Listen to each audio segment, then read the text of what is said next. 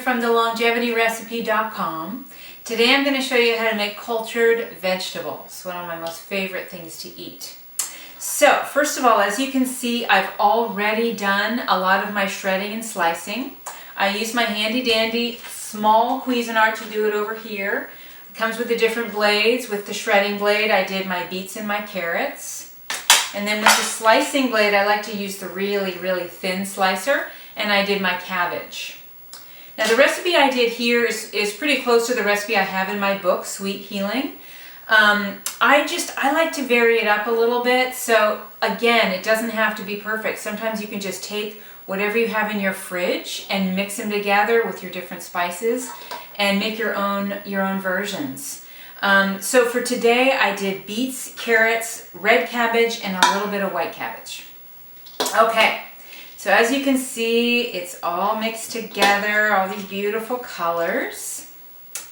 And then the next thing we're going to do is we're going to make our brine. And to make a beautiful brine, you want to use some of the vegetables that you're using in your cultured vegetable mix. So I've left out some cabbage and some beets. And then I have an apple, which is really wonderful for the bacteria. They just love the sugar in here. So they'll eat up all the sugar, and you'll have a very populated cultured vegetable mix. The next thing I'm going to add are about 3 cloves of garlic.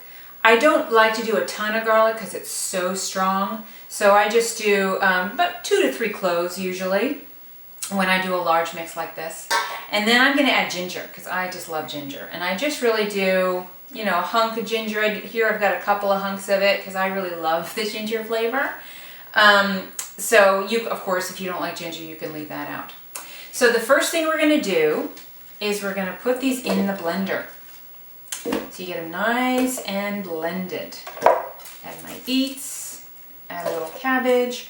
This way it just makes it easier for the bacteria to get a head start. They don't have to munch on something solid. They've got this nice liquefied mix. Okay. So then what you're going to do is add water. Now here I've got about 4 cups of water. For a mix like this, I'm going to need probably, it might be as much as 10 cups. It varies a little bit. So I'm just going to pour some water in there so it gets a nice blended mix. But before I mix, I'm also going to add my salt. I like adding Celtic sea salt. Of course, you can use Himalayan sea salt too. Celtic I like because it does have minerals in it already, and the bacteria just love minerals, so I like to add more. Now with salt, you want to do it not too much. Some people add more salt than others. Some people think a nice, really salty brine is better. The one thing that can happen with a real salty brine is it does inhibit certain kinds of bacteria to grow, good bacteria. So I just do a happy balance. So for a mix like this, I'm going to start with 3 teaspoons. And then of course I'm going to taste my brine. And if it feels like it needs a little bit of salt, it really just wants to feel not too salty, but salty that you would enjoy eating as a salad. So I'm going to taste it after I blend it. And then what I like to do is add Body Ecology's Ancient Minerals, because again, it adds more minerals to the mix and the bacteria just love it. And it comes in capsules. So I'm going to just put in, empty in a couple of these capsules. It's really black, so it does make the mix kind of dark, but all of that goes away once the vegetables are all mixed, because the bacteria eat it all up. So I'm just going to put a couple capsules in there. And then I'm also going to put just a little bit of Eco Bloom from Body Ecology. I also use this in my coconut kefir water. Eco Bloom is chicory root, and it's a prebiotic. So again, the bacteria love to eat it. Prebiotics are the food for probiotics. So you can put this in your mix. You can also put it in your smoothies. It's just sort of a sweetening agent, but again, it's food for the bacteria. So I'm just going to do a couple teaspoons of Eco Bloom as well. I'm not going to put my starter in quite yet. I'm going to do that after everything is already all done. Okay, so I'm going to start it on a nice low. Now again, I'm using a Vitamix. You don't have to use a Vitamix. If your blender can get it going.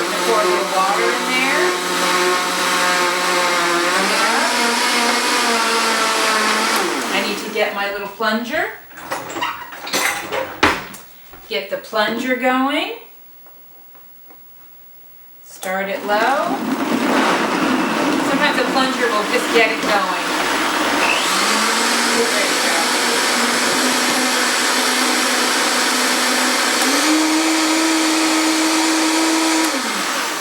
Perfect. Perfect. In there. So now we've got this beautiful mix. And I'm just going to pour it over my vegetables like this. You can smell it. It smells so good. All right, so then we're going to mix it in nicely. And now that I've got the brine, I am going to put in my culture. This is the magic of your cultured vegetables. Now, actually, you don't have to add a culture starter. You know, cultured vegetables have been made for thousands of years. And what a lot of cultures do is they just pour the water into their vegetables and then plunge them underwater for, you know, a week to 2 weeks, sometimes 3 weeks, without adding a culture, because these bacteria are already on the vegetables, so they will naturally occur. But I like to add my own because it ensures a really healthy batch. It's filled with this particular wonderful bacteria called plantarum, which is an antiviral. So I add my own, and every time they come out beautiful. And I don't have to culture them for so long. I can culture them for 4 to 5 days, and I just really like them. They're perfect. So I don't like to blend them in the blender. I like them to be a little bit less blended, and I just sprinkle it over. Or you can, you know, mix it in your brine afterwards, after it's blended. And then you get it nice and mixed in there. A lot of people get afraid of making cultured vegetables because they're afraid of the bacteria. And I understand that. In our American culture, we've been really scared off of bacteria for good reason, for, you know, getting really sick.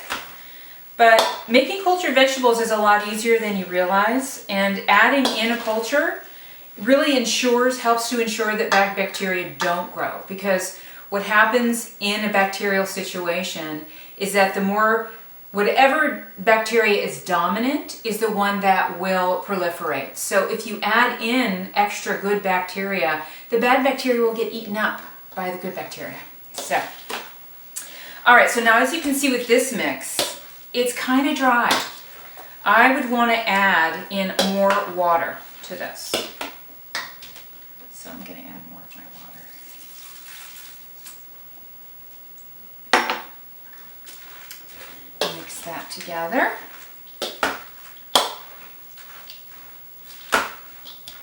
And I'm going to take a little taste of it.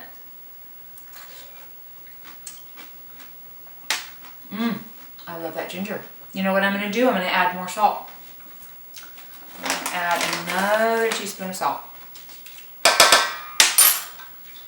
You can always add salt after the vegetables are already done, which is a nice way to do it too. That way you're not afraid if you've added too much salt, which I often do. But it is nice when it comes right out of the jar and it's just perfect. Okay, so now I actually think this needs a little bit more water, so I'm just going to add a little bit more water.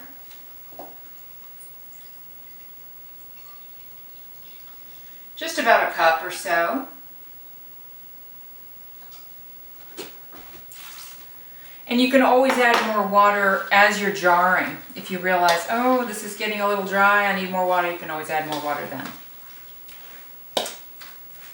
Okay, so now you're ready to jar. So, here's what you do with jarring. The two different jars that I like to use is this kind that has the automatic top on it, where it seals it nice and tight. And then these nice bell jars. This is just about 4 cups, a quart jar. And of course the tops are replaceable because they do get a little messed up with the culturing process. Because what's going to happen is the bacteria is going to release gases.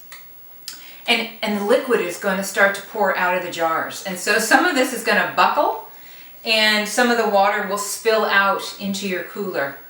And so you're going to want to either replace that water after a day or so is usually when it happens. Just put more water in there and put the lid back on and it's fine. So not to worry about that. You can always add water back in. Okay? All right, so now what we're going to do is I'm going to jar the vegetables. Just, you want to pack them in there nice and tight. It's hard to do it without spilling it all over the place, but you know, you do your best. And what you want to do is get them nice and tight in there, and then the water you can just pour in at the top. You'll be amazed at how much vegetable you can put into, you know, a jar like this. This is a ½ gallon size. I like to do them in large jars because I eat cultured vegetables almost every day in my salads.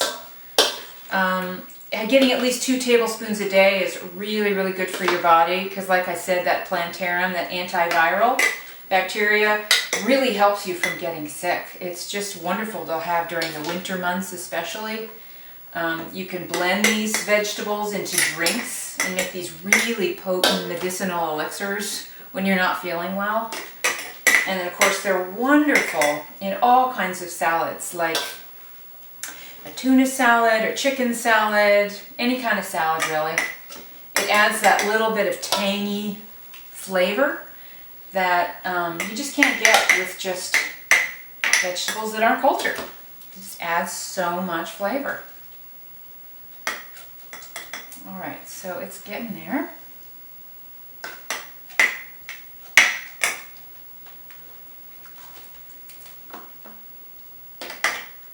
I want you to be able to see what I'm doing here. So, yeah, I've got almost, I would say, almost half of this batch is going to go into this one jar. And like I said, this was 5 carrots. This was 2 large beets. It was 1, you know, smallish red cabbage, and then a half of a white cabbage. So, okay, as you can see, I'm getting here to the top. And there is liquid at the top, but there's mostly vegetables that's popping through. I'm going to give it a little bit of room, and then I'm going to add some more liquid to that top because I want to keep those vegetables submerged as much as I can under the water. And then what I've done is I've left out some cabbage leaves from my cabbage that I just like to use as a little spring. So I just sort of fold it up. I learned this from Donna Gates. You lift it up and you just kind of stick it in there and it acts as like a little spring to keep the vegetables submerged. And then you just lock it up. Voila! There you have it. Gorgeous, gorgeous, gorgeous. Okay, so then what you're going to do is you're going to put this in a cooler with a heating pad underneath the cooler. I like to use a fabric kind of cooler, not the plastic kind, because they're a little harder to get the heat to come through. So I use those insulated, you know, kind of soft ones you can get. I put it in the cooler, I have my heating pad underneath, and I set my heating pad for medium because it does take a little time for that heat to come through. I do that for about a day because then the warmth will start to come through, and I turn it down to low. And then I leave these culturing for anywhere between 4 to 5 days. I noticed it's what's different with different cultures. This culture I use the Caldwell's culture starter, which I really like. It seems to be a little bit more active than Donna's culture starter, but I love Donna's too. So if you can find Caldwell's, certainly Body Ecology's culture starter will be wonderful as well. They both have the plantarum in it. So it usually is done for me after 4 days. And like I said, you can open them up and you can taste it and see how well it's doing. If it's not quite tangy enough, if you want more flavor, then you'll want to culture it for a little bit longer.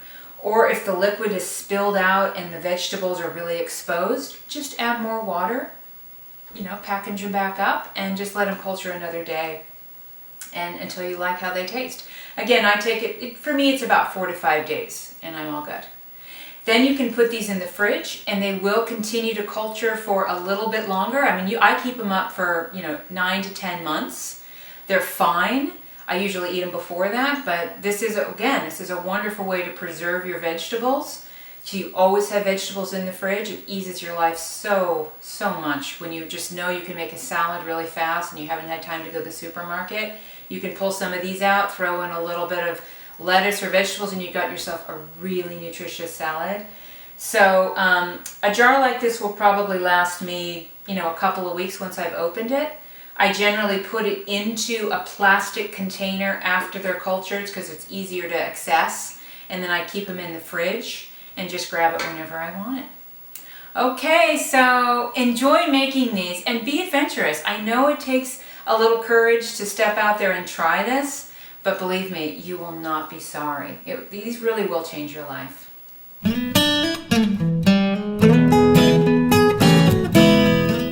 Hi, we're back. I just wanted to give you a visual of how you actually put your cultured vegetables into the cooler. The first thing you need, of course, is a hot pad. And the hot pad you want is the kind that does not automatically turn off. You want to be able to adjust the temperature. So you lay out your hot pad, and I actually do all of this in the garage because there is some aroma that comes from the fermentation process, and it's nice to just have it away from everything else. So find a nice flat surface, lay down your hot pad, put on your cooler. I like a nice soft cooler like this. It's made of fabric, and in the inside it has this wonderful zippable sleeve. It's really easy to take out to clean, which you will need to do because after about a couple of days you're going to see some spillage, probably, from your cultured vegetables. And I don't like to wait the full 4 days to clean it out. I'll clean it out after 2 days. I like to check on them on 2 days anyway because I want to see if the jars are warm or what temperature they are. So I just pull out the sleeve, pour off the excess liquid, wash it all down, and put everything back. And at that point, I'm really checking for temperature as well.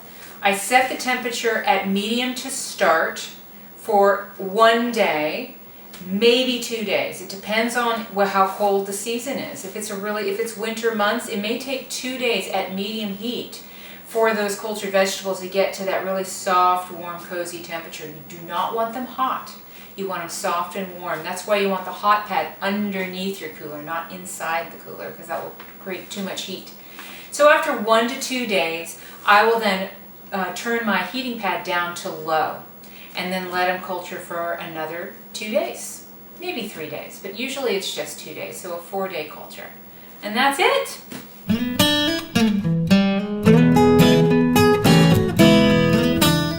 Okay, we're back. It's been 4 days and it's time for the big reveal. The cultured vegetables are ready to try.